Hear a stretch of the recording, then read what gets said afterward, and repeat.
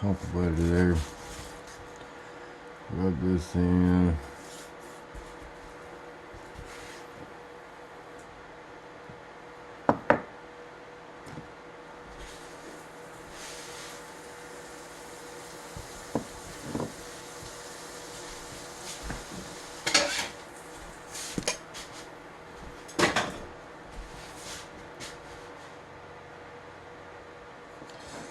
Use that to cook later. Just some honey.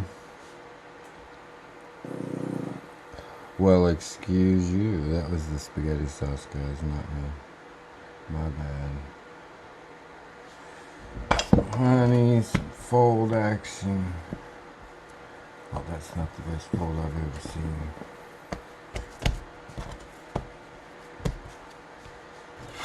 Now, all the best people in the world will tell you that you gotta freeze that, freeze that butter and not do it like that and this and that.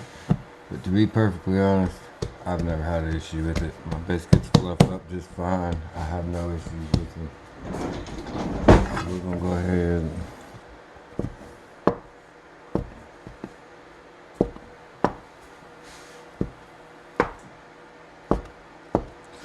throw them in the oven 350. We now return to your regular program bread. So basically we have about 4 cups, if not 5, 6 roughly. I generally use about 5 or 6, but 4 cups. We got honey, we got all that other business, salt, got the egg, we're gonna work that up. Oh.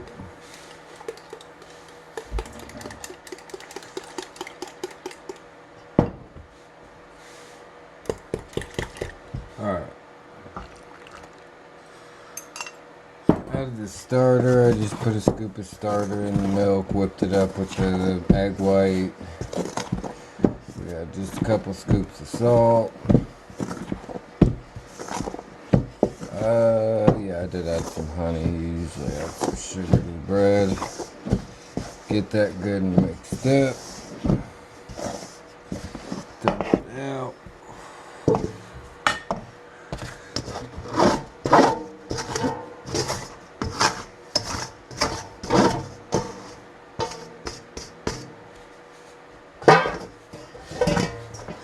So you guys, if anybody happens to watch this and feels like helping my old lady out a little bit, just let me know what I'm missing, what things, like questions you would have. Because this is like, sourdough recipes are everywhere, but like the daily process, the quick, easy, like, I don't need a recipe thing is hard to really get for people. And so whatever like types of recipes you like or anything like that, anything you might find helpful to, you know, kind of help April understand like the process is, or you understand that would help her, whatever, just let me know, because I'm just trying to, you know, really pack as much information as I can in all the different forms. And all I really did was just skip fermentation for a couple of days so it all kind of lines up. And I didn't really skip it for a couple of days because it's just part of your life, you have it around. Alright, look at that bread. Nice bready consistency. So we'll throw this in a bowl with some olive oil and move on. So let's quickly review the consistency. This is a little moist for a bread consistency, but I like a moist bread. If you like a drier bread, make a drier bread. Add a teeny bit less water. But failure is the payment for education. So you gotta try it first before you fail. So just throw the 4 ingredients together and tinker with them and you'll learn. So I'm gonna clean up a good bit of this mess and do the last project, which is kombucha. So we're getting caught up on dishes and I figured this thing would probably shut off if I didn't do something. So show the reclaimed spaghetti sauce, why not? You can absolutely ferment. If it's like home tomatoes, I don't generally do it from the store because they taste like water, but if it's home tomatoes, you can absolutely ferment the tomatoes before you make your sauce, and it really brings out some good flavor.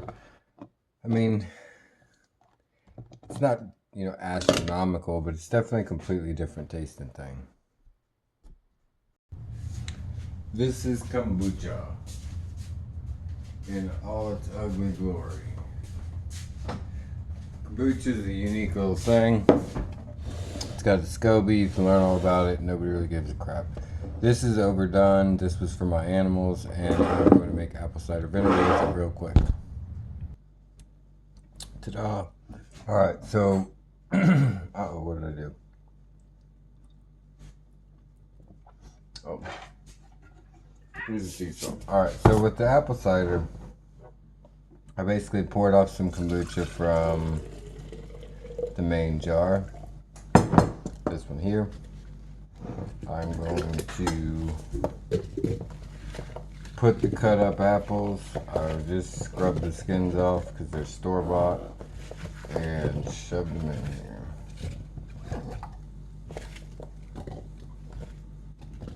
It was a good guess. I just guessed about 4. So we're making vinegar. So we want oxygen and we don't want to cover this. We don't want bugs either. So we're going to make a few layers with a coffee filter, a folded up rag, folded in 4 rag, a rubber band, and we're going to leave this sit for apple cider. Probably take about a month till you really get a good, or apple cider vinegar, excuse me. It'll take about a month till you get a good rest or a good flavor. I saved these spices from old kombucha, the juice, like the final from the keg. And then we have mulling spices like star anise and all that other stuff. And after they've been boiled into juice, there's not a heck of a lot left to them. But tannins help preserve in their own way. And so if we add these to the top here, I kind of use them as a pressure cap.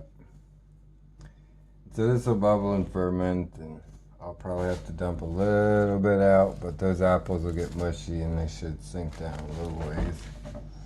I would say though, I'm going to come back tomorrow or 2 days later once this starts fermenting and have a little puddle down here, and I'll have to transfer this to a larger vessel. I plan on basically scaling this up to a gallon. If I have some extra apple scraps throughout the week, I'll throw them in there. But that's just to get that going. Now we're going to do some pickles. So we have that extra fluid there. These are cucumbers that I got from the yard. I'm dropping some onion I cut up in there. I mean, you can look up pickle recipes wherever you want, especially fermented. But we got dill and peppermint and oregano, sage, and these I've been drying for a couple of days. These are grape leaves I just pulled off the grape arbor. Actually, I'm going to shove them in last. Kind of cover the top. They'll be disgusting when I open this, because the ferment, all the scoby tends to go to the top. But I'm going to use these leaves to keep it from coming out. Like keep the part that I'm going to eat from coming out, and that way if there's any mold form on any of that stuff on the top, it's no big deal. So with this I'm going to do the same thing. Wipe off any mess, excess. This is also probably a little too full, but I doubt, because we have it all cut up, I doubt it's going to come overflowing. So what we'll do is the same thing we did with that. I'm going to empty this fluid out for the animals into gallon jugs, because this is my ferment for the animal feed, and then we'll get on to the next step. Pardon me. I forgot to add salt.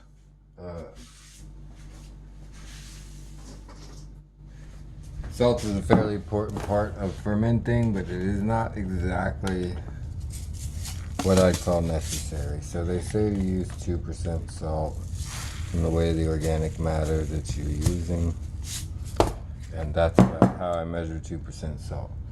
once you get comfortable with it and know what you're doing, most of this stuff is just like whatever. I don't really have to do that. That's stupid. I like it this way. I like it that way.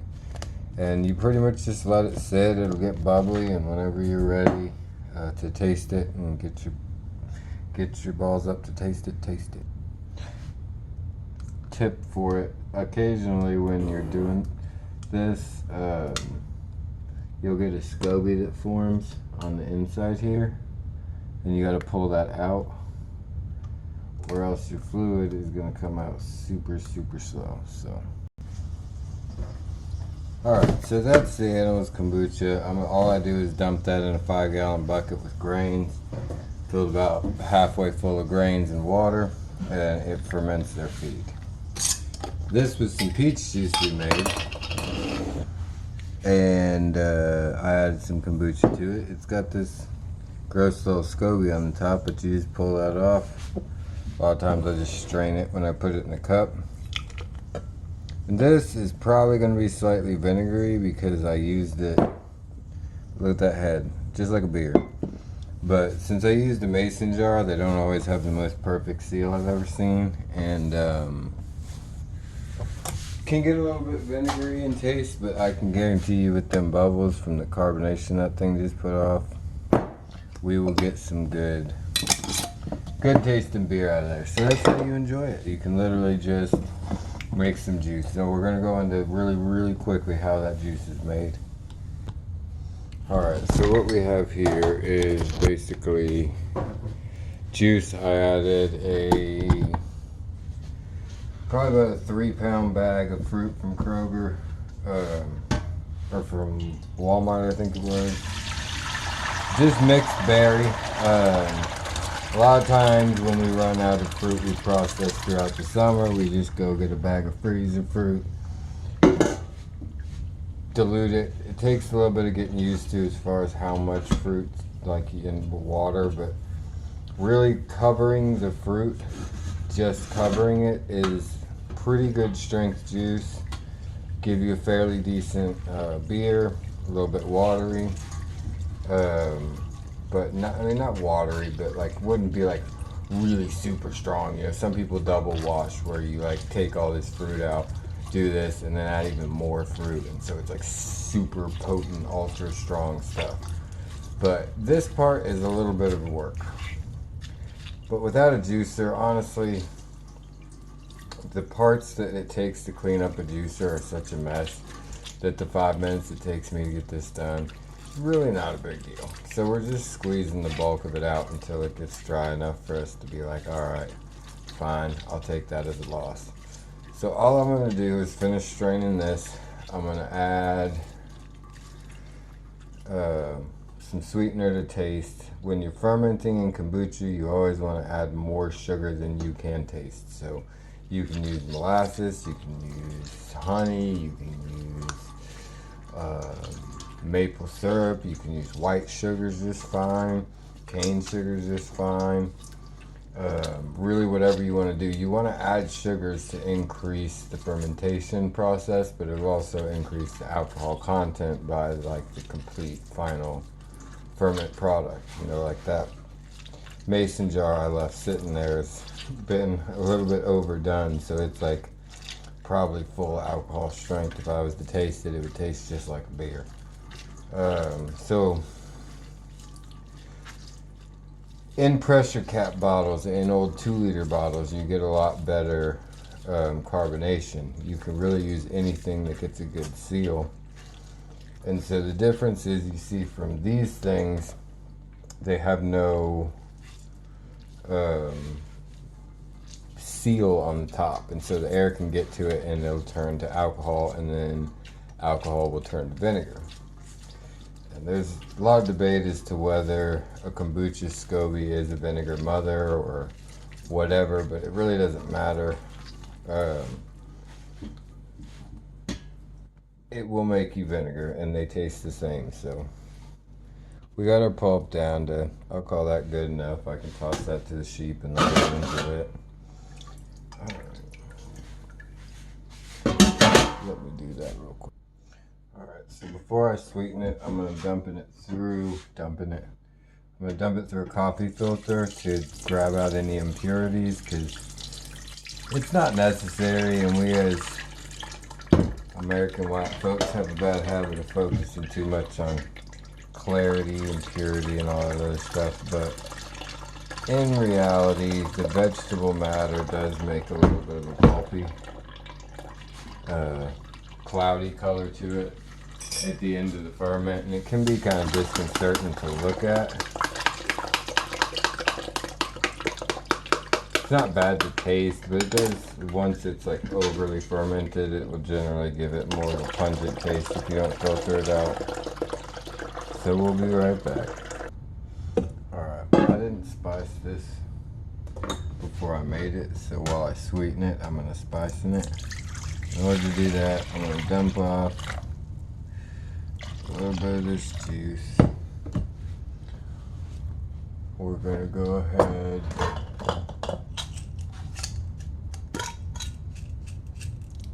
take the allspice berries,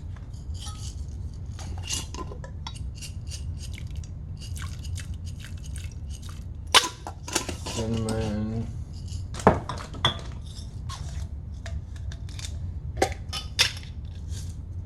got a couple cardamom pods in there. Why not? Let's do some coconut. Ginger. Oh, let's do this ginger.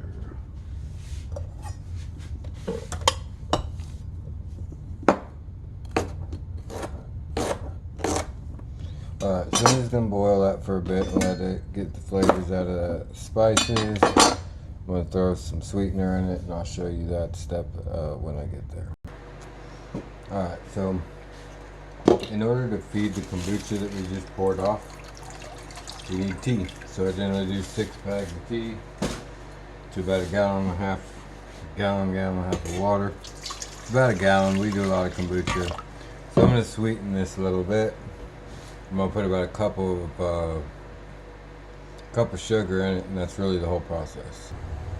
Alright, so this is a kombucha Scooby that got stuck in a jar because I didn't feed my animals for a while. And you can see this thing is crazy. I don't know if I'll get it out. It comes out in layers, and you can share this to make more kombucha.